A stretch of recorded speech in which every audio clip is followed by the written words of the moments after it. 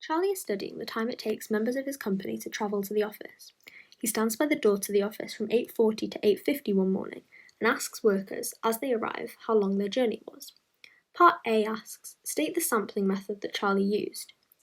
So we know, as we're told in this piece of information, Charlie waited by the door for the opportunity to ask people how long their journey was. He asked the people who happened to be there at the right time. He didn't pre-plan anything or select the sample carefully based on who people were. He asked who was convenient, who happened to be there between that time frame, 8:40 to 8:50.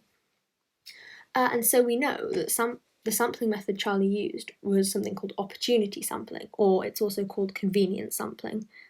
He picked the people who were there when it was convenient at the time that he was there.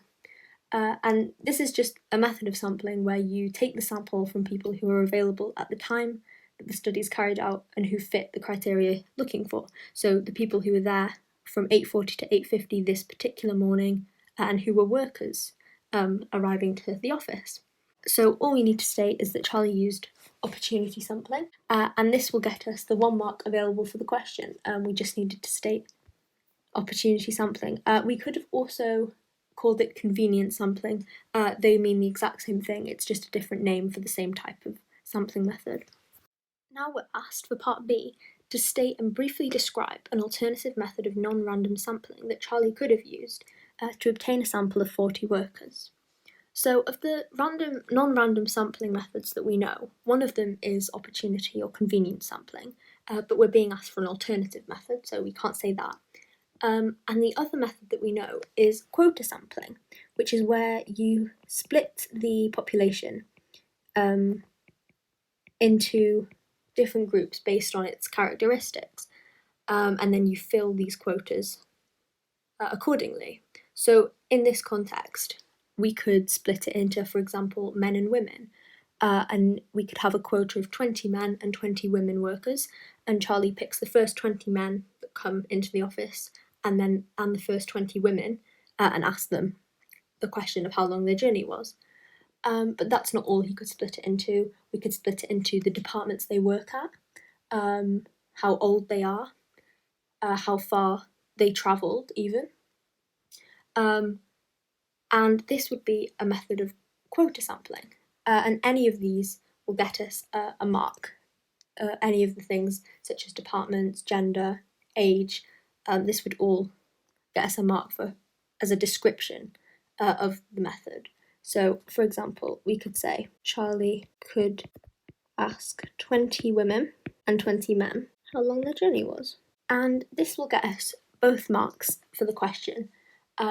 The first mark comes from stating quota sampling. This is the method of non-random sampling to use. So this gets us our first mark. And then the second mark, as I mentioned previously, can come from lots of different things. For example, splitting into women and men.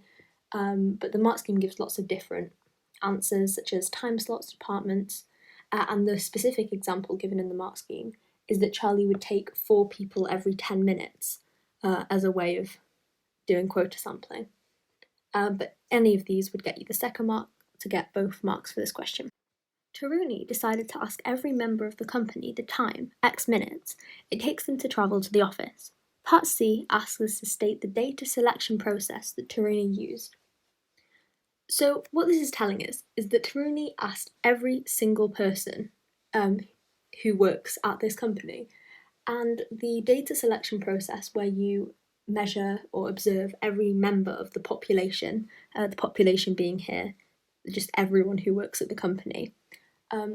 The data selection process where you observe everyone is known as a census, and this is all we have to say, that Taruni used a census as their data selection process. And this will get us the 1 mark for the question. This was all we needed to state for the 1 mark. Taruni's results are summarised by the box plot and summary statistics below, where we can see this diagram, and N is 95, so the amount of people that they asked was 95 people. The sum of X is 4,133, and the sum of X squared is 202,294. And part D wants us to write down the interquartile range for this data. Now, if we look back at this box plot, if we're asked for the interquartile range, what this is it's the upper quartile take away the lower quartile. And on a box plot diagram, the upper quartile is this line here, and the lower quartile is this line here. So it's kind of the top and the bottom of the box itself. So in this case, the interquartile range is this value here, which if we read off the diagram is 58, and the lower quartile, if we read off down here, is 26.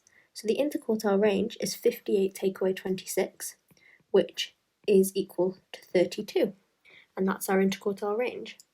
And this gets us 1 mark, and the mark comes from the answer. So it's an answer mark for stating 32, or 32 minutes if we wanted to add on the units. Now part E wants us to calculate the mean and the standard deviation for this data. So if we start out with calculating the mean, the general equation is that x bar, or the mean, is equal to the sum of x, which we can denote with this sigma x, divided by n. So in the context of this question, we've been given both of these values here. So we can say that the sum of x is 4,133, and this is divided by 95. And so the mean of this data is 43.5, and this is to 3 significant figures. Now, second of all, to calculate the standard deviation, one way we can write the formula, because there are different ways that we can actually write this formula, but one way we can write it is that standard deviation of this data is equal to the square root of sigma x, so the sum of x squared over n, take away the sum of x over n, so the mean, squared. And so if we were to write this with the data that we've been given, we know it's equal to the square root of 202,294 over 95, take away the mean, which we just found out is 4,133 over 95. Remember, we need to use its whole value, not just 3SF, because we'd get the wrong answer. And then if we put this into the calculator, we find that the standard deviation of this data is equal to 15.4 to 3 significant figures. And this is all we need to do for the 3 marks available for the question. First of all, we get a mark for finding the mean, so 1 mark for all of this, including the answer. And then we get a method mark for doing the standard deviation calculation, which is what we've done here. And then we get an answer mark for doing this correctly and getting that it's equal to 15.4. Part F is now asking us to state, giving a reason, whether you would recommend using the mean and standard deviation or the median and interquartile range to describe this data. So if we look back up at the box plot, we can see that these 2 stars here are quite far away from the rest of the data. And what these are outliers. And what an outlier is something that doesn't really conform to the rest of the data. And essentially, it's kind of affects the mean and standard deviation because these take account of all of the data. And the problem with outliers being included in the mean and standard deviation is that they can maybe make this data larger than it should really be according to the rest of the data, because the outliers are just so different from the rest of the journey times in this case. And so because of this, we can say that we can recommend using the median and interquartile range to describe this data, as opposed to the mean and standard deviation, because the median and interquartile range aren't affected by these outliers. We can see that they're just here, and the interquartile range being this, take away this, and they're not affected by anything so far away like the outliers, whereas the mean and standard deviation takes account of all of the data, which in this case may end up becoming a problem as it's taking into account these outliers. So there are 2 marks available for this question, and the first mark comes from acknowledging the fact that there are outliers in the data, and therefore that these are a problem for the mean and the standard deviation. So this is our first mark, and therefore, as our second mark, that we should use the median and the interquartile range. So this is 2 marks for kind of stating all of that in this one sentence. Rana and David both work for the company and have both moved house since Taruni collected her data.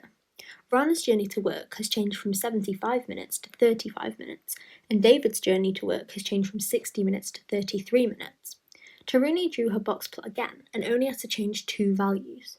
Part G asks, explain which 2 values Taruni must have changed and whether each of these values has increased or decreased. So if we were to mark on this box plot these changes in journey time, so Rana's journey changed from 75 minutes to 35 minutes, so they went from here, around 75 minutes, all the way down to here, 35 minutes. So they came from here to here, and David went from 60 minutes, which is here, to 33 minutes, which is around here. And so they went from here to here. So you can see the common thread with these 2 changes in journey time is that they both went from being above the upper quartile to below the median.